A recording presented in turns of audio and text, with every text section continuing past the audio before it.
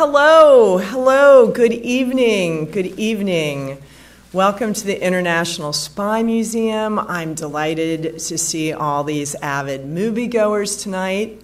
I'm Amanda Olkey. I'm the Director of Adult Education here at the museum, and it is such a thrill to show the movie Argo.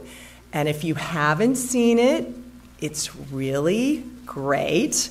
But I think if you have seen it, you're probably here because of the amazing person that we have introducing the program. And she will also be doing some Q&A after the program.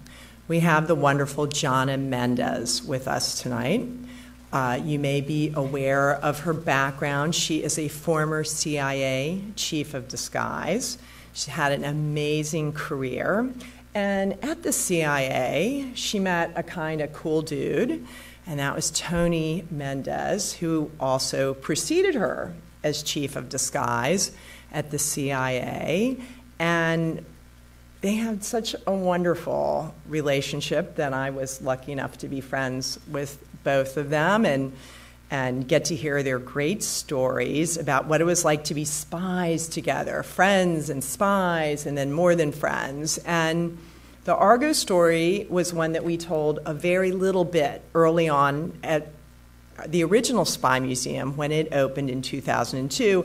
And then lo and behold, this story got bigger and bigger, and Tony was allowed to talk about it more and more.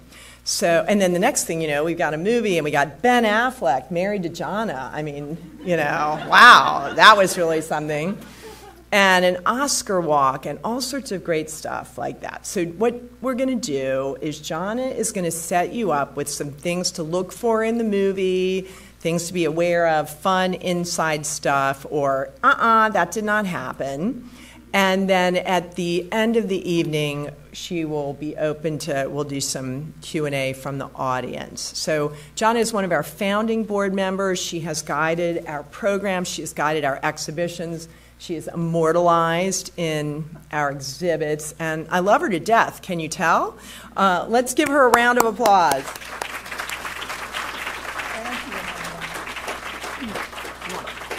Do it again. All right. So don't you all wish you had someone like that to introduce you?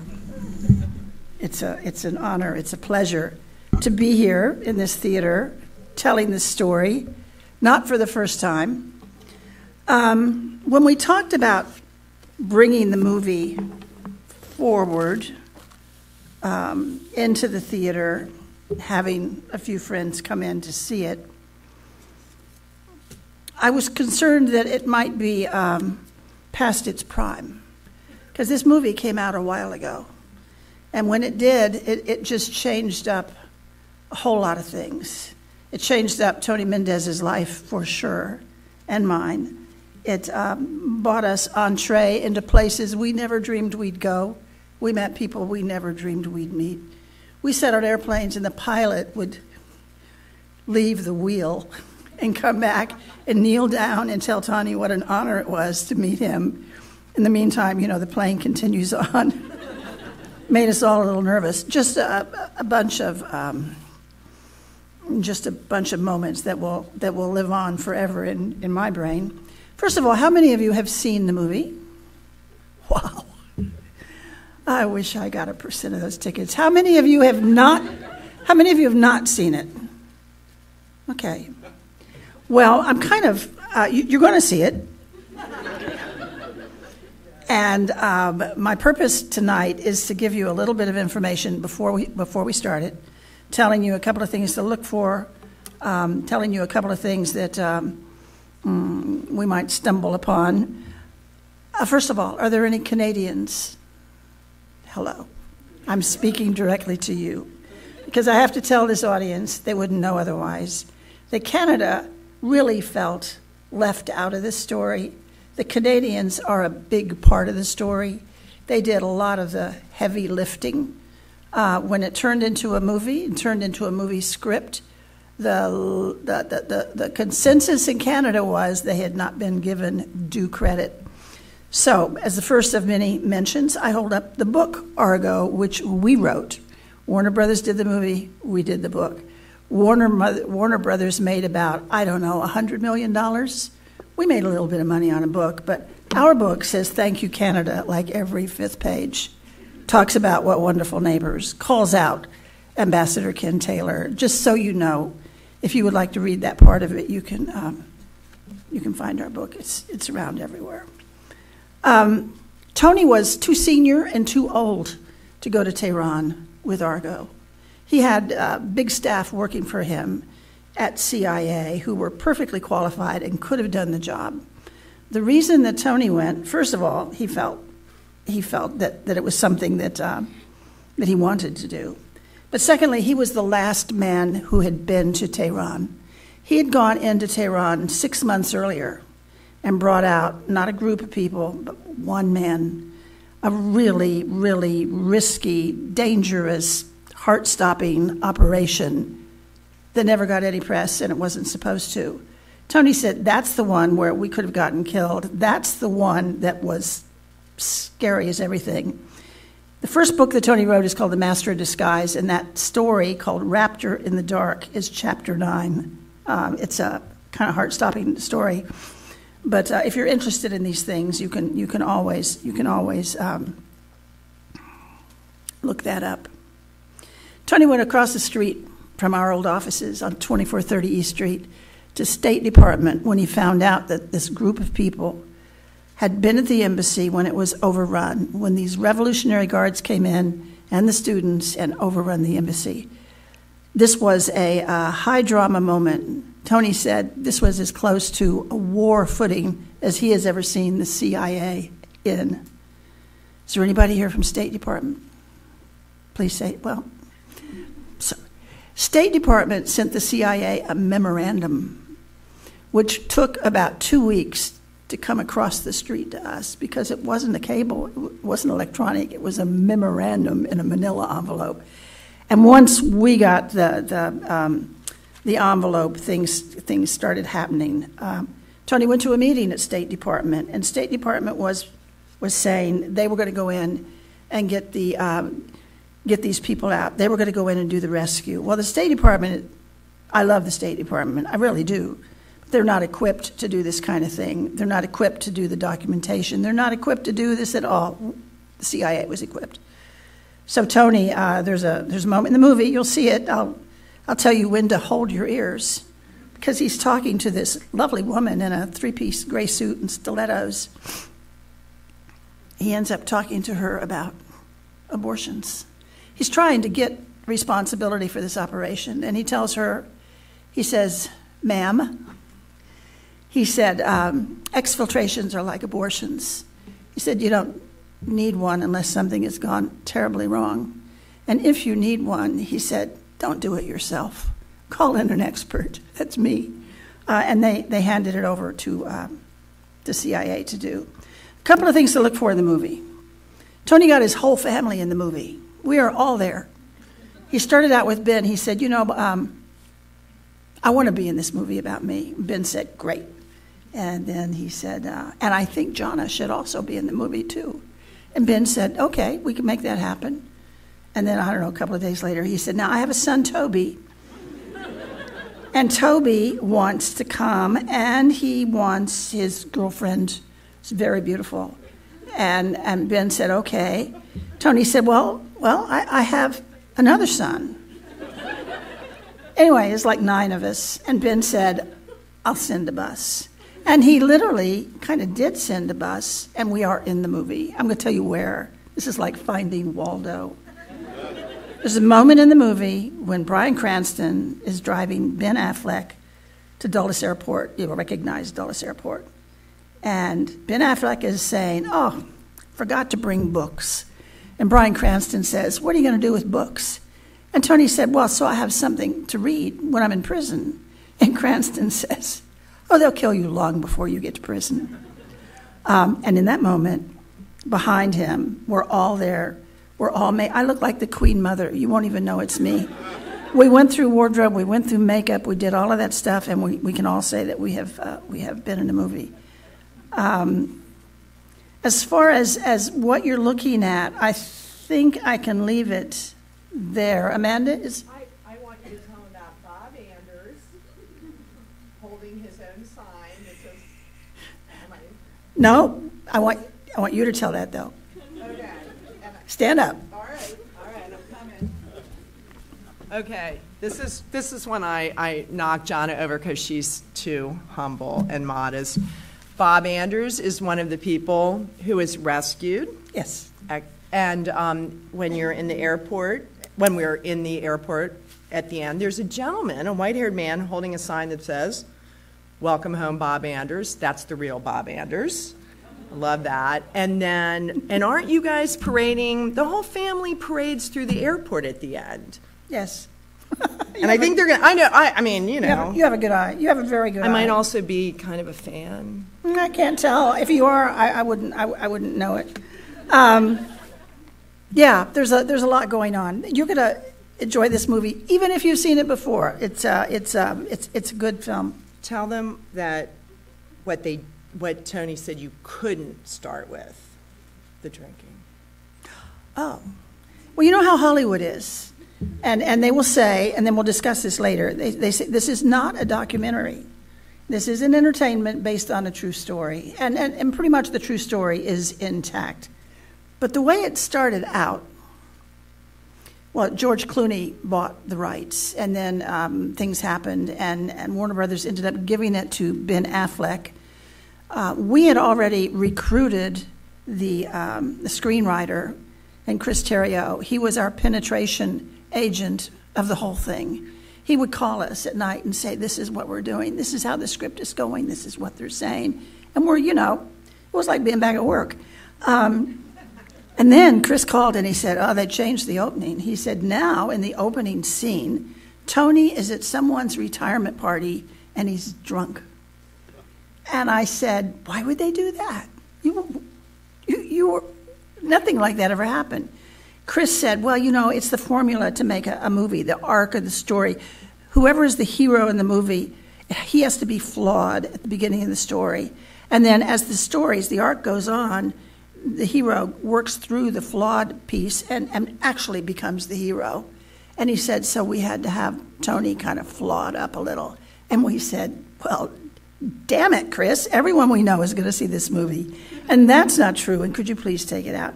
And they did other things, like they had Tony separated from his wife at the time, Karen. They were never separated. And they had 3 kids, not 1. And today, the 2 kids that weren't in the movie are still ticked off about that. They will never let it die. I say we start now. We play the movie, and then if you have a question, set it aside, and we've got time to go through it after it's over. Enjoy.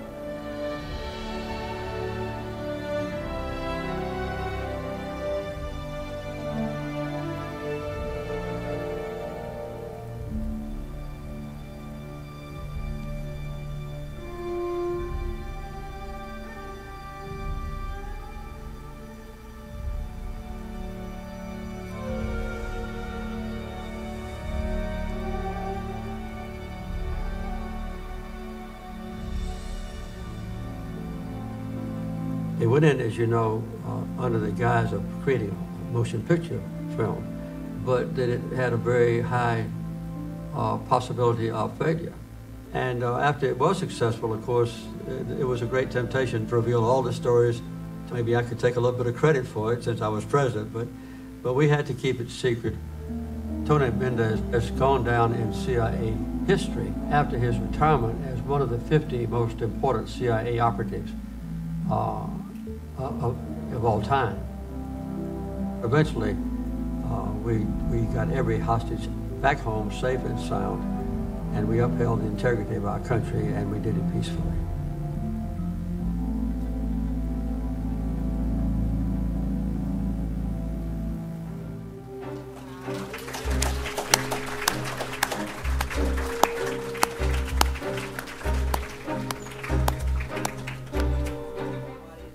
It doesn't get old, probably because I'm connected to it. But I just think it's a story for the ages.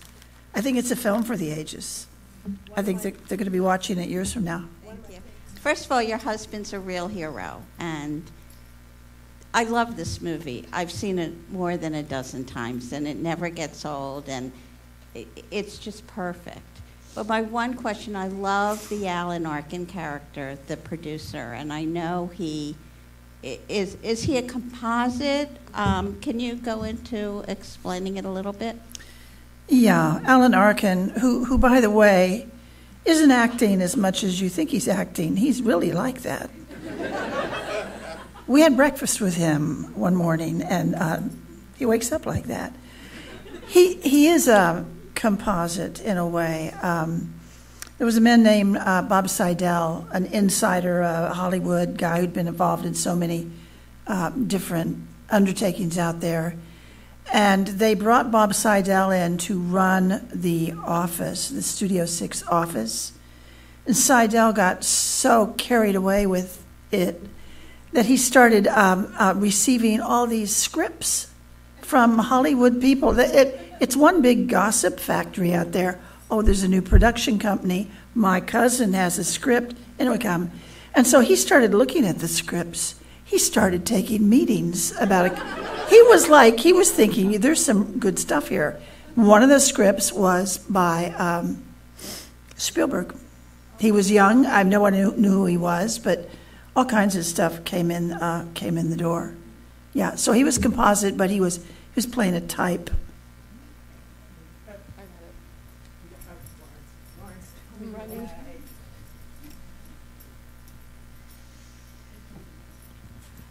First of all, thank you so much for coming and giving your commentary. That was such a joy to watch, and especially with your comments and added nuance throughout the film. And thank you for letting us laugh a couple times. But my question is, especially there at the end, there's a lot of action happening simultaneously.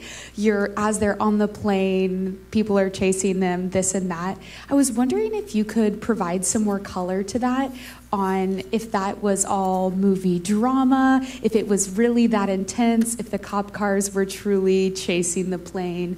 That was so exciting, but I would love to hear your insight.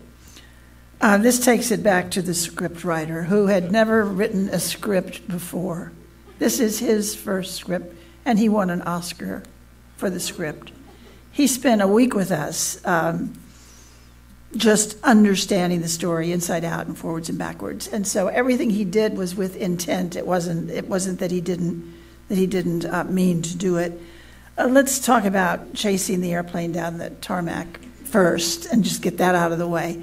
The way Chris Terrio, the screenwriter, explained it was he wanted the audience watching the movie to be as tense as they were. He was trying to scare the audience to death. And he said, the story Tony told him is that they were scared to death. They're looking out the windows. They're looking for those F-16s that we had sold to Shah to be scrambled and come after them. Chris said, you can only go so far with you looking out the windows and looking out the windows. It doesn't work. So he said, so I had to throw in those trucks and Jeeps running down that. And it worked. I mean, Tony said that's his favorite moment in the movie. He was feeling it. That was intentionally done, and it's part of that. This is not a documentary, so there's a little bit of artistic license. As far as those scenes at the end where he's layering a scene over a scene over a scene, that was very purposeful, and it was to just get you so wound up, as they all were. Everyone involved in that scenario was wound up. There's another question you could ask me. I'm just going to tell you. Everybody wants to know, did they put those shredded documents together, those little kids? They couldn't even read English. They did. And they were selling them in the bazaar years later. It's an 11-volume set of classified documents that the CIA had in their office that day that they couldn't shove down those shredders fast enough.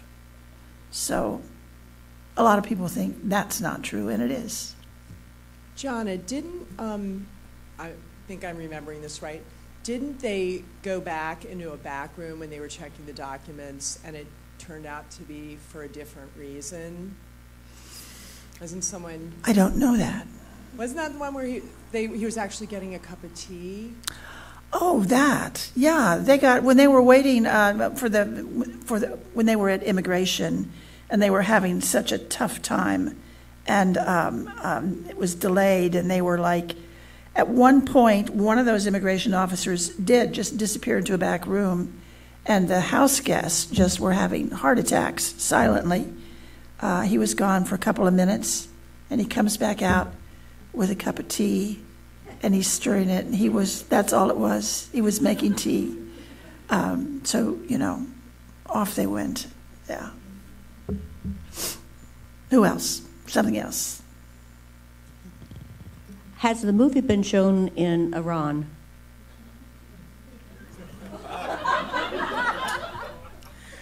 There's a man named Bonnie Sauter who was just so angry about this movie. They were all really angry about this movie.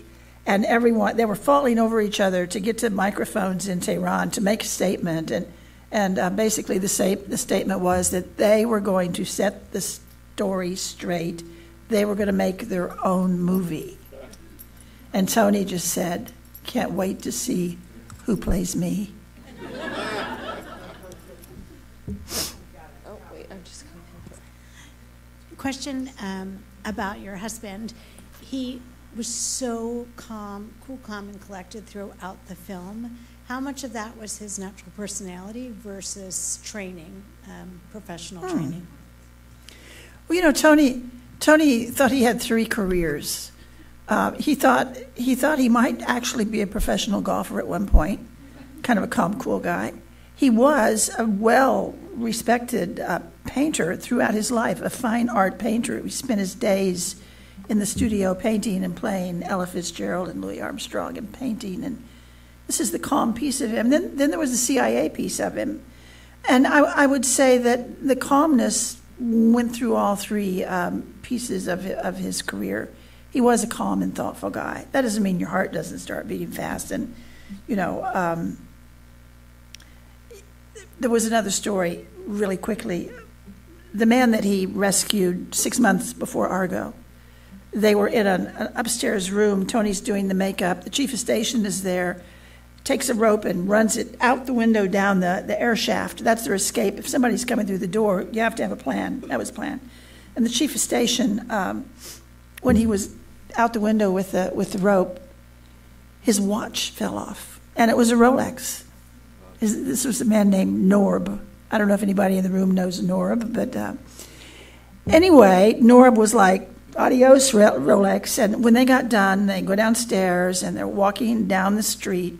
There's a car at each end, guys with radios, our guys with radios, and they're walking by a restaurant, and Tony says the equivalent of Norb, hold my beer, gives him something, and walks in the restaurant, and walks through the restaurant, and walks through the kitchen, and walks through the laundry, and walks to the window, and reaches out, and picks up Norb's Rolex.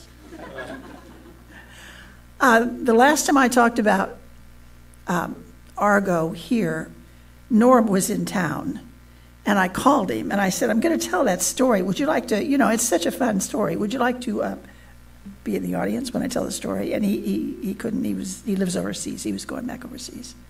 But that's a calm guy in the heat of the moment. Yeah, he was like that. I'm going to. Very good question. Got the mic, and then you're next. I swear. Where was the movie shot? It was shot. Some of it was in Turkey. The Blue Mosque. That was in Istanbul. They did not go to Tehran, and what looks like Tehran, I understand, is all CGI. Or, the street scenes, it could be anywhere. You could just say this is Tehran. But like the airplane coming and going and all of that, that's CGI. I look at it so closely now that I know what it is, and it's kind of seamless, You can just put it in your movie. But it was some out in California. I know they had 800 Iranians applied to their ad. So they and then nobody had a burqa. So some fabric company somewhere who made that lovely black cotton flowing material had a heyday when the burqas were made. I know they filmed part of it at Dulles Airport. They recreated the airline. They put out an advertisement for the D.C. scene in West Virginia, and they said, if we're looking for cars of that vintage, and they put it in a West Virginia newspaper, which is kind of embarrassing, but that's where the cars came from. And there was a scene where I was supposed to be in the scene. They put me in one of those cars, one of those old cars, and the scene was I was just going to be a person getting out of the car and going into the airport, but they tried twice, and I couldn't figure out how to get out of the car. So that was my moment. I messed up. Hi, thank you again for being here. I had another question about creative license, and I was wondering, was the mission actually called off at some point? And if so, was it at such a dramatic time?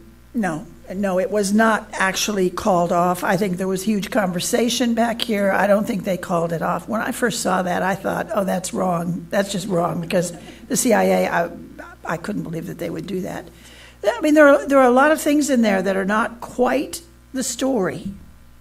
And it's why we wrote the book. When they started making the movie, Tony said, we're going to write the book, and we've got to get it done before the movie comes out. Because people are going to want to know, was that true? Was that true? And if you looked at this book, you'd discover that the house guests didn't leave that house for 88 days except once. They went out in a vehicle. They had all lived there, and they thought they knew their way around, and they got lost.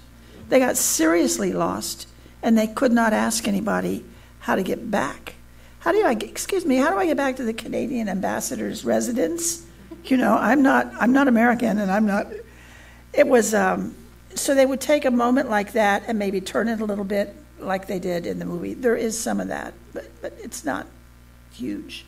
The story is Joe Stafford is really the one who really didn't want to go. Tony said he was the smart one. We are in touch with them. We've been in touch with them ever since that happened. We get cards and letters and notes, and we saw them when the movie was being made. We all were out in L.A. watching them make it.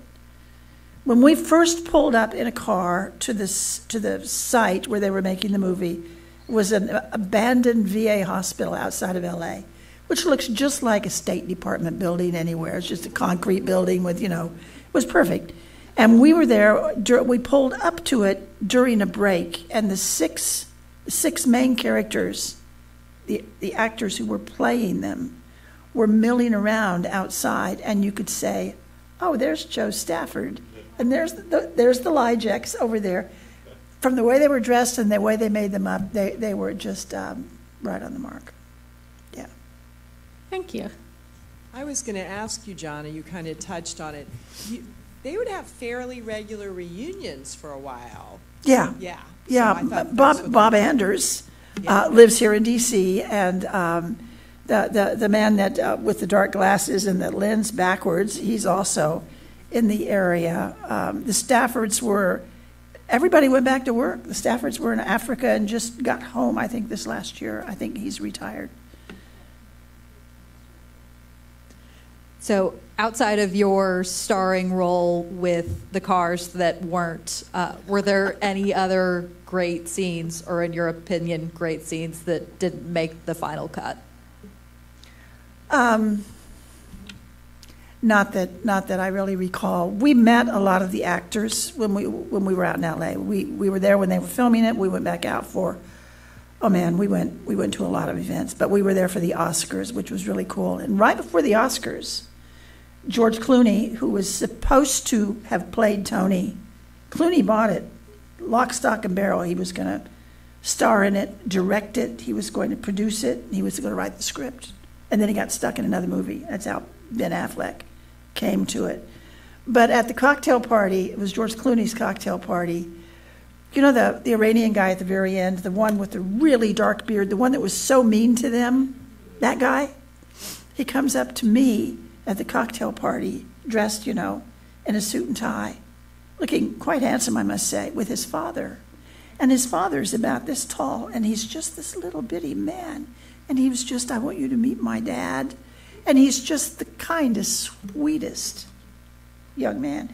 And it makes you realize sometimes we see this, and you don't realize how much acting they're doing. But he was the meanest guy in the whole movie, and he was probably the nicest guy at the cocktail party. Like that. There's a scene earlier in the movie, I think, where Bryan Cranston and Tony are presenting the plan to the higher-ups of the State Department. And I think it's Bryan Cranston's supervisor who is sort of incredulous that they want to get into the movie business. But I'm curious, especially given your career, and I know that you participated in the Wind of Change podcast, would that have been an actual incredulous reaction? And I know you probably can't speak on too much, but how commonplace were operations like this? You just asked what I think is maybe one of the best questions. Tony said after the movie came out, we talked about it a lot. He said, the hardest part of this whole operation was taking an idea that on the face of it appeared to be ridiculous. It really did. It's not how you do an exfil. You do not do a high profile. You don't do anything that's remotely interesting. You just want to be a gray person. You want to be confused with 1,000 other people. You just don't want to be noticed. And he went exactly the opposite direction. That was the beginning of it. But he had to take that idea, that best bad idea, and he had to walk it through the bureaucracy at the CIA. He said, that's hard. All these chiefs of station, all these chiefs of area divisions, these operations guys, they are hard-ass guys. You don't take them a silly idea. And Tony had to walk it, think about it, through all of those, get to the chief of operations at the CIA, take it up, get it to the director of the CIA, then take it to the State Department, then you end up in the president's office, then you go to Canada and you've got to convince the Prime Minister of Canada, and then you've got to go to Tehran and talk to Ken Taylor, whose neck is stuck out that far, risking himself, his staff, his embassy, and they all have to agree that that's a really good idea. Let's do that. Tony said that was the hard part. But there's another piece to that answer. The CIA had me out about 2 years ago. They just said, it was the S&T, Don, who was running S&T, made the call. And I went out, and they wanted to present to me the very first Jonna Mendez Award. Now, he got the Intelligence Star for doing that, which is a big deal. It really is a big deal if you are still walking and you're not dead. But the Jonna Mendez Award is sitting in a vault somewhere at CIA. And if you are a person, a risk taker, if you come up with a new idea, a novel solution, kind of step forward, throw your question up on the whiteboard, and then you do what Tony did. Take it through the process, take it through the bureaucracy, get it approved, implement it, and it's successful, you might be a contender for the Jonna Mendez Award. Is that cool or what? It's about calculated risk taking is what they're encouraging. I know we've got one. And S&T, do you want to say what S&T is? Science and technology, which is the piece of CIA that we ended up in. We started out in the operational side. We ended up in S&T because the money was over at S&T. Yeah, so if you did all the disguise stuff in your career, did you ever on site for on the set for the movie, did you ever like offer to do hair and makeup for free just for fun? No. But I was talking to someone recently who was asking me, you know, who does the best makeup that I'm aware, I mean, who do I admire in terms of makeup? And I said, Saturday Night Live. And this was to a former cast member of Saturday Night Live, and he said, you should see them backstage. You know, Kate McKinnon, she comes out, and she goes away, and she comes back 3 minutes later, and it's amazing what they're able to do. I want to go to work for Saturday Night Live. That's what I want to do.